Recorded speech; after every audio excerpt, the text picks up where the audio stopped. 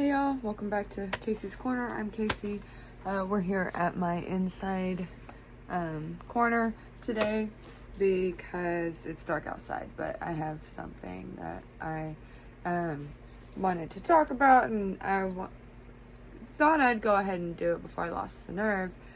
But this is maybe the third or fourth time I've tried to do this, that I've tried to start this video. Maybe this is the first time I have to edit a video.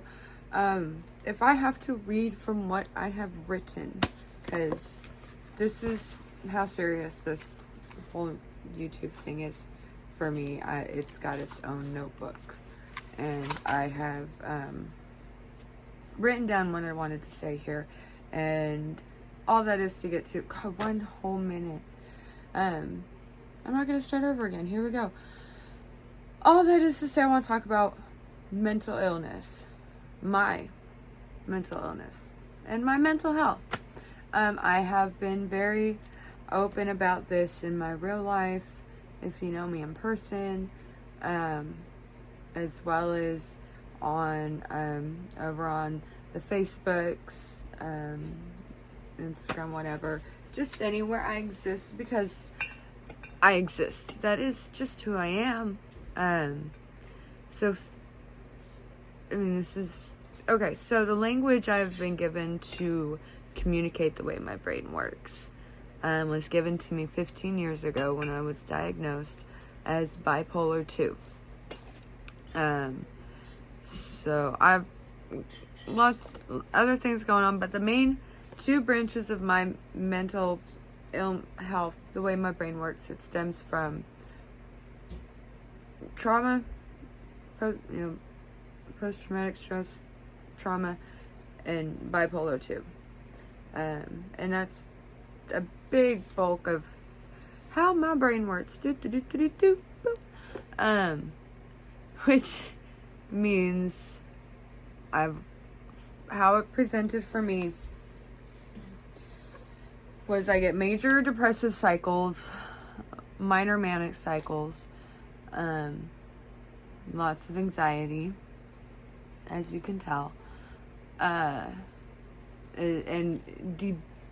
debilitating anxiety, like make myself sick anxiety with used to be ulcers. It's nausea, ulcers when I was younger, before I was diagnosed and I had any tools to really deal with it. I remember being told that it was my anxiety and my stress is what was making my stomach so sick. So cut to 15 years ago in 2006, when my middle son was a baby, I was able to go to cognitive behavioral therapy through the North Star program that my state had at the time. It has since shut down that program, very, very sadly. But at the time, this was an amazing program that allowed me to finally get a diagnosis and finally have a language to communicate the way my brain worked, and a way to understand how my brain worked. It also allowed me to get prescriptions that helped me get to a place where therapy would work, would help, would be I could go through that in a healthier place. And so that was what happened through that program. And at the same time, I was also, as a part of this diagnosis and this program and everything, because I was determined, that it's a disability, mental illness, and I was able to go to Texas, the Texas workforce, and get job training there, because of my mental illness, disability. it was determined I couldn't. You know, it was hard for me to work in a regular work environment, so they would, you know, fund training, pay for training, job training for me, and that ended up being dog grooming.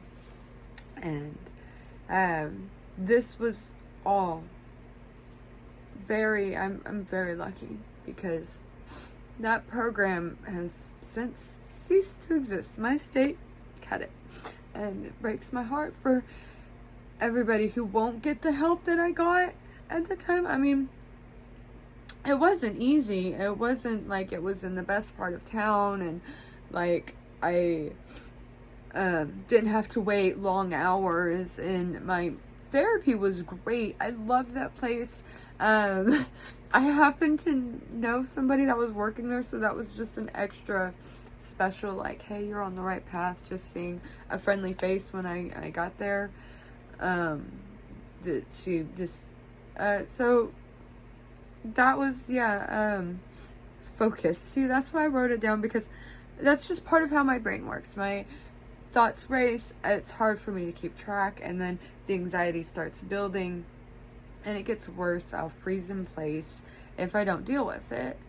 And for a long time, like, I didn't know how to deal with it, or I didn't have the energy to deal with it, or the safe space to deal with it, or the support to deal with it.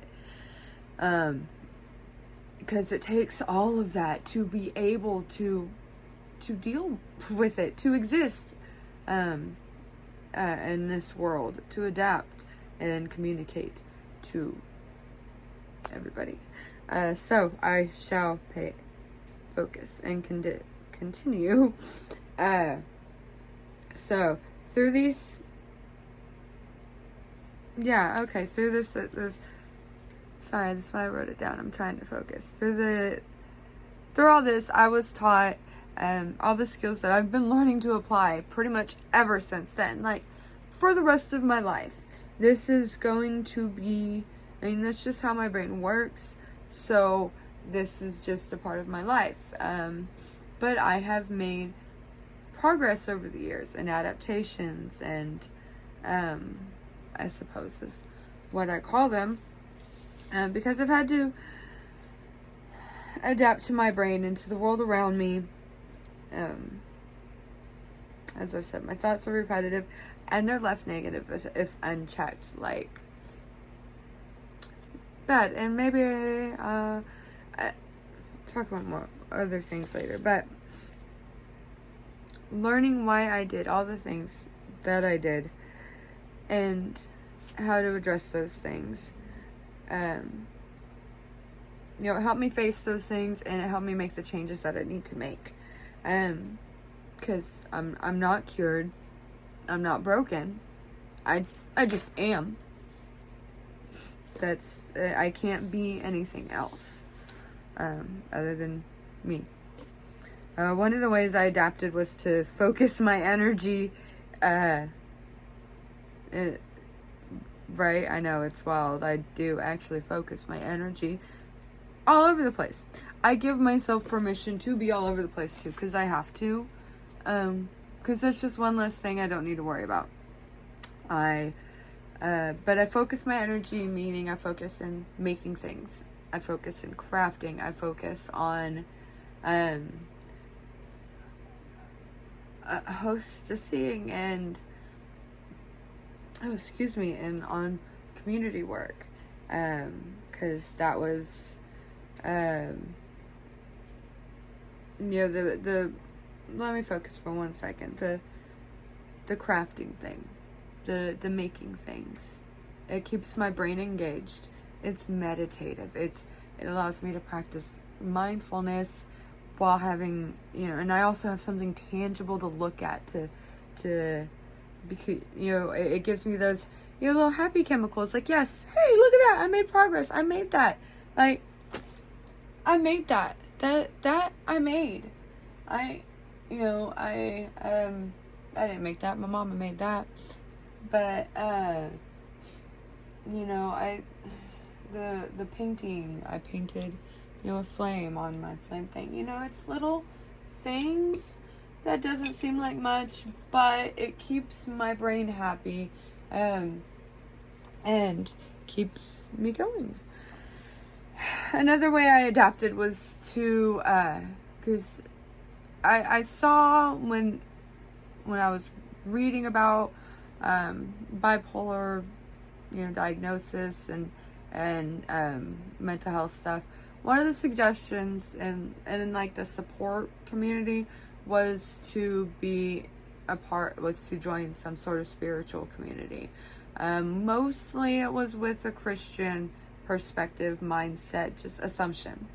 Go join a church. They've got all kinds of support for you and schedules and people to be responsible to, because that really helps. That helps a lot, having people to be responsible to answer to, people to hold me accountable. But religion does not help so much. Organized religion, particularly Christianity, was part of a fair part of my trauma that I went through. So that was like, no, not going to happen. But I was also our witch. Surprise! I'm pagan. So I saw the ways I could adapt what the books I was reading was advising from a Christian perspective, saying to do, like read the Bible, read a daily Bible verse or something. I found inspirational books for me that kept me going. One of them was I'll have to find it, but it was like, inspirational quotes for busy women or something like that. Like, that stuff like that's my Bibles. I don't know. Anyways, another thing I did was using aromatherapy and making, like, I made this charm for myself to, and at the time it had lavender in it, because it was calming and soothing, and I could, this was easy to stick on my neck. If I'm out in a situation and I'm starting to feel my anxiety build, I could just take a sniff, calm down, do some deep breathing, be mindful of what is happening and where I'm at, and ground myself and, get through it. And, use the aromatherapy of lavender to, help. And that was a really big game changer, because that helped me get to the next steps, like getting back out in the world and talking to people again. Because I spent a fairly long time from, the time I became a teen mom to my second kid, when I finally got help. Most of the time I was just learning how to be a mom and surviving all of that, and postpartum and everything, and the whirlwind that puts you through.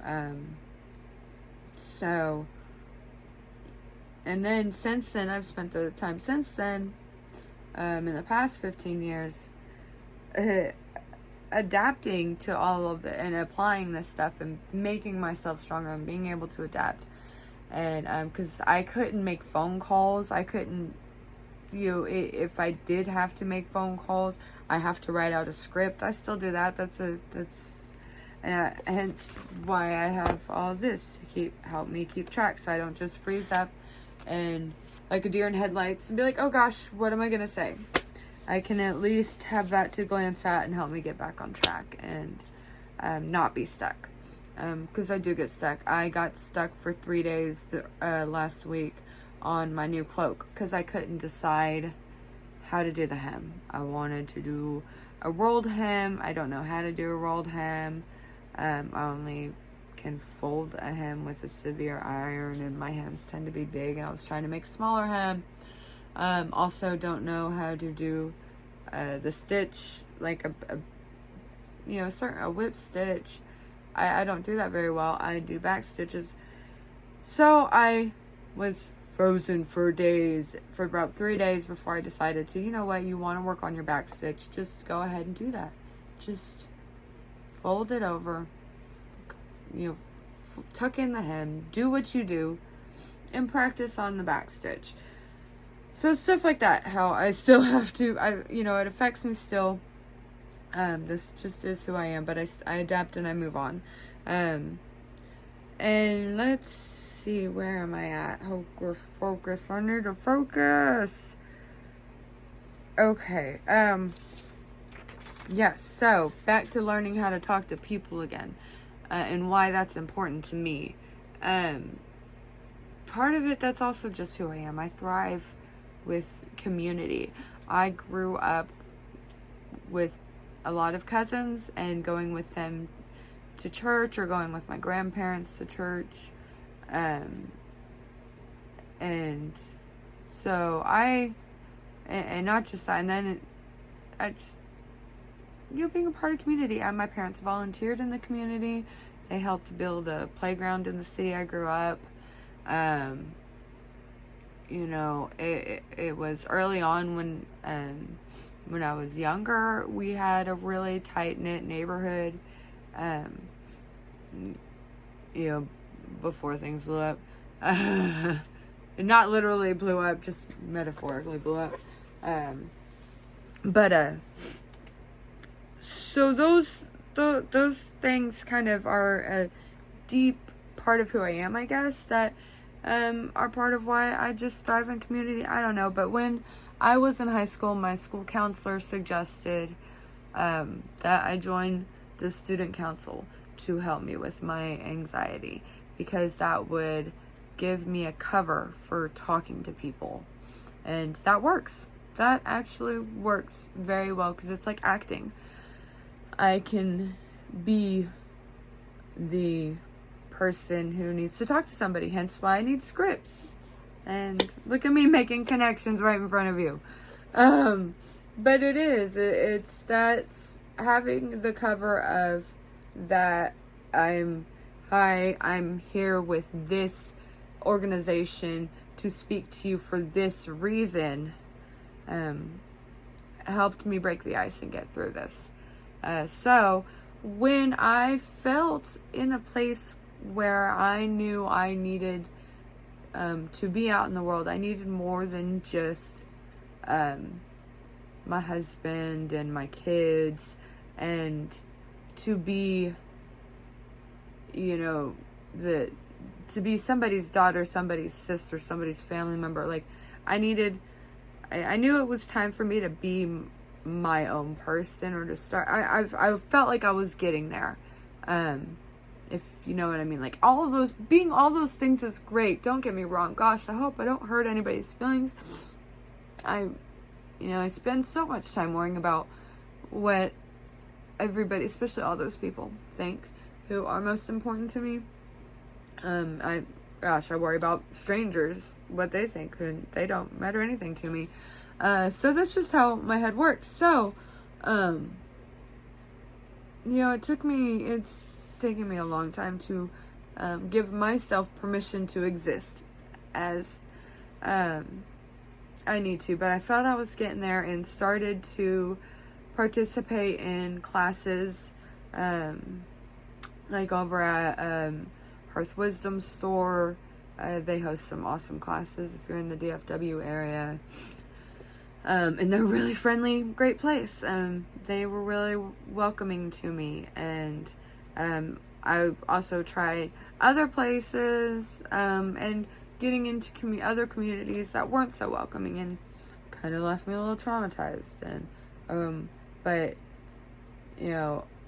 going to the classes there was great for me, and volunteering at the DFW Pagan Unity Fest, because I volunteered to help set up the vendors that first year. And that gave me a great excuse, because I had the cover of saying, "Hi, I'm here to help you set up. How can I help you? Put me to work." And that is a great way to meet people, get to know people, to break the ice, to move right past my anxiety, because then I'm right away being put to work. I don't have to make small talk. I have to do what I like to do, get to work. Yay. So that was great. And I've gotten, that's been 5 years there now. The pandemic kind of throws me off, because we didn't have it last year. And last year was supposed to be my first year. I was asked to help, join the volunteer coordinating committee. So, it's all volunteers that coordinate that whole thing, and who put it all on, and it's really amazing. So that's been a really great community for me to be a part of. Ooh, excuse me.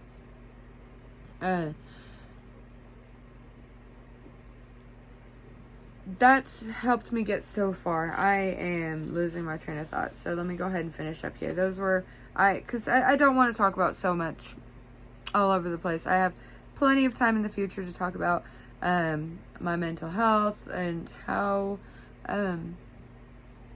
I adapt to it and how it affects, or I don't know, tips and tricks, whatever, how I keep going, or ups and downs, whatever. I talk about things in the future. Basically, I just want to kind of lay it out. This is where I'm at. This is who I am. And these are the adaptations I have made, and why maybe I do some of the things I do. Also, why most of my internet, social media presence up until now has been just typing. So talking is hard, as you can see. I stumble, I hesitate, I stutter, I repeat myself. I'm a human, and I get emotional. That's okay. That's just who I am, that's where I'm at. Oh yeah, these facing fears. That was the other thing I wanted to say was, I'm pretty much, these past 10 years, I've been, facing my fears. And a big one I faced was, arachnophobia. I think my husband's home. I probably should finish up before he comes walking in the door. But, he helped me. Speaking of him, he's out he was right there with me when I held my first tarantula. That's how much I've overcome my arachnophobia. Anyways, so facing my fears, having those things, it's helped me get so far. And I just like sharing that stuff with you. And this is another step in that, because I feel like representation, being honest with myself, with everybody out there, because seeing other people being honest and about their mental illness, their mental health issues, has really